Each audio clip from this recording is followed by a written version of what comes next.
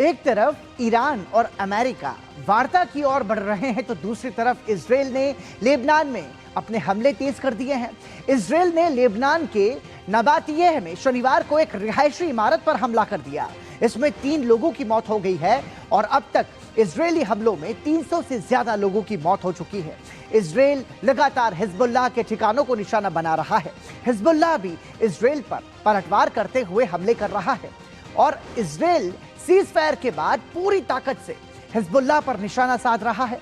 8 अप्रैल को एक ही दिन में इजराइल ने लेबनान पर 10 मिनट के अंदर 100 से ज्यादा हमले किए। इसमें बेरूत के घनी आबादी वाले इलाकों, दक्षिणी लेबनान और बेकाम घाटी को निशाना बनाया गया। इजराइल ने हिजबुल्लाह के कमांड सेंटर, हथियार डिपो, ब्रिज और रसद मार्गों को नष्ट कर दिया।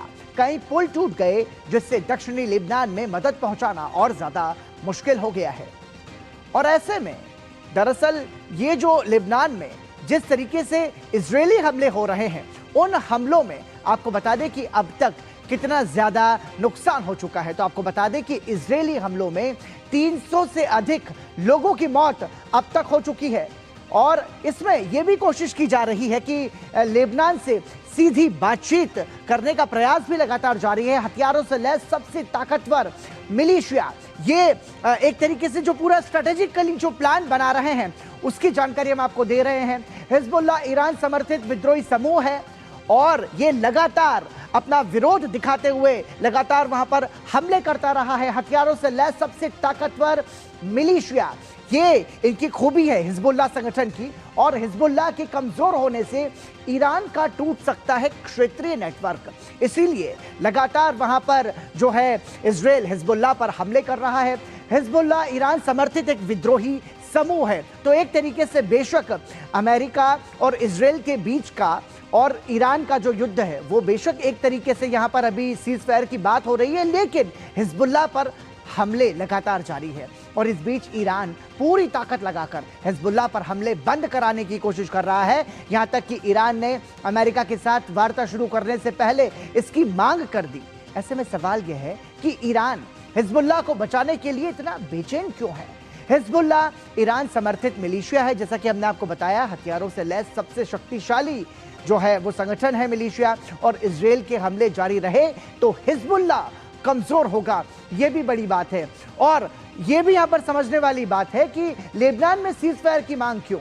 मतलब आपको बता दें कि ईरान, लेबनान, यमन पर हमले रोकना ये यहां पर इनकी शर्त रखी गई है। इसके अलावा हिजबुल्लाह ईरान समर्थित मिलिशिया है, जैसा कि ये जानकारी हमने आपको दी। लेकिन अब आप ये समझिए कि जब कोशिश की जा रही है सहमति बनाने की, लेकिन उस बीच हमले भी लगातार जारी हैं। और इस बीच इजरायली प्रधानमंत्री बेंजामिन नेतन्याहू ने कहा है कि लेबनान में कोई सीज फायर नहीं है, इसलिए हमले जारी रहेंगे।